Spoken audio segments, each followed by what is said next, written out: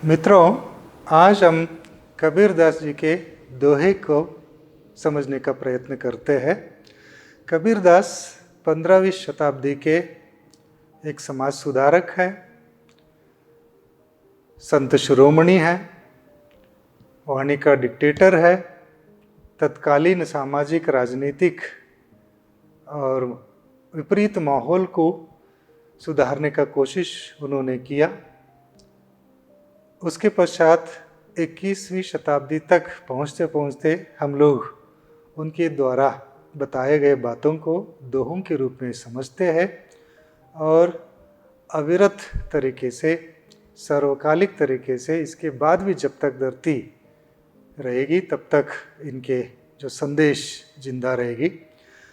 कहा जाता है कि मुस्लिम और हिंदू की एकता का एक प्रतीक कबीरदास जी है। 15वीं शताब्दी में इनका जन्म, जो हिंदू ब्राह्मण विधवा स्त्री से कोख से जन्म लिए हुए, इनका पालन पोषण मुसलमान दंपतियों के द्वारा हुआ। परिस्थिति ने इनको इस प्रकार से बना दिया ताकि इन्होंने अपने जीवित अनुभव में पाया कि समाज क्या है, जीवन क्या है। समाज में आडंबरों को, कुरीतियों को, विषमताओं को दूर करने का खुद अनुभव इन्होंने किया, झेला। उसके हिसाब से निडर होकर, किसी मौलवियों से डरे बिना, किसी पंडितों से डरे बिना, राजा महाराजाओं से डरे बिना वे अपने विचारों को मंच पर साझा करते थे। उनके अनुयायी स्वतः अनपढ़ थे, अनुभव से धनी है और ज्ञानी है, तो वे इनके बाद कृति के रूप में इनके दोहे को यहाँ बीजक के रूप में प्रस्तुत किया है। प्रस्तुत हम दो दोहे को इस समय लिए हैं। एक है साधु सीप समुद्र के, सतगुरु स्वाति बूंद, तृषा गई एक बूंद से, क्या लो करो समुंद। और दूसरा पद है गुरु कुम्हार शिष्य कुंभ है, गड़ी गड़ी काढ़े खोट, अंतर आथ सहार दय, बाहर बाहे चोट। अनमोल रचना है इनके शब्दों से, इसलिए वाणी का डिक्टेटर कहते हैं। संत शिरोमणि इसलिए कहते हैं, हिंदी साहित्य के अजरामर तरीके से अभी भी इनकी प्रासंगिकता को सभी लोग ढूंढते हैं, आत्मसात भी कर लेते हैं। कबीर जी उस समय के अतंत्र स्थिति को, अजागरूकता को उल्लेख करते हुए जनमानस को इसे समझाने का प्रयत्न किया है। तन्मयता, शांति, समझदारी कहाँ पर स्थित है, तो ये समझाने का कोशिश किया है। मानवतावादी होने के कारण यहाँ सतगुरु की महिमा का वर्णन करते हैं। सतगुरु जिस प्रकार से आम तरीके से देखा जाता है, गुरुकुल से वर्तमान समय तक हम लोग शिक्षक छात्र के संबंध को ढूंढते हैं, लेकिन परंपरागत तरीके से गुरुकुल से गुरु शिष्य का संबंध अभी भी है। लेकिन सतगुरु का उल्लेख करते हुए कबीर अनेक बार कह चुके हैं और ये प्रतीत भी है कि कवि का कहना है साधु सीप समुद्र के। एक उल्लेख करते हैं, साधु संत ज्ञानी इस प्रकार के होते हैं, समुद्र के बराबर होता है। समुद्र के आकार को आप जानते हैं, विशालता को परखते हैं।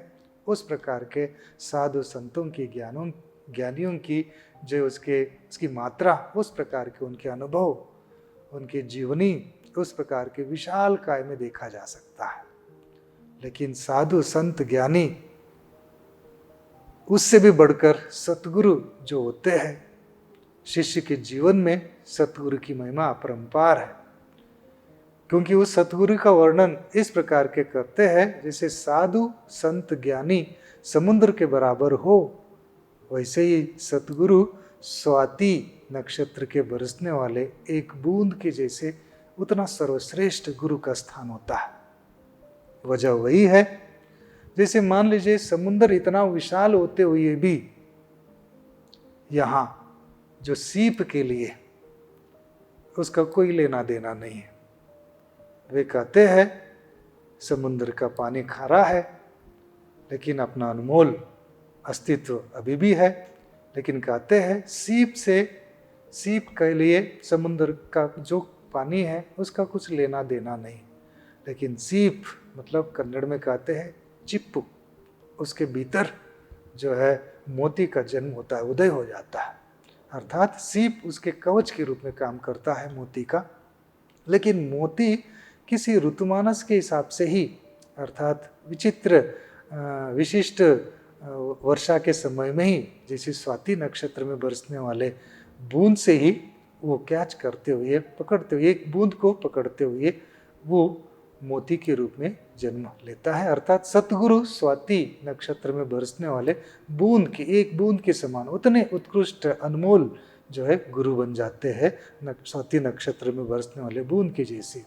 लेकिन तृषा गई एक बूंद से, अर्थात शिष्य हो चाहे जो भी हो, वो अपने ज्ञान रूपी प्यास को बुझाने के लिए तरसता रहता है। अर्थात सीप ऐसे गुरु के लिए, गुरु के इस अनमोल वचन के लिए, उनका आशीर्वाद पाने के लिए, उनका दिग्दर्शन के लिए तरसते रहते हैं, ज्ञान पिपासु होते रहते हैं।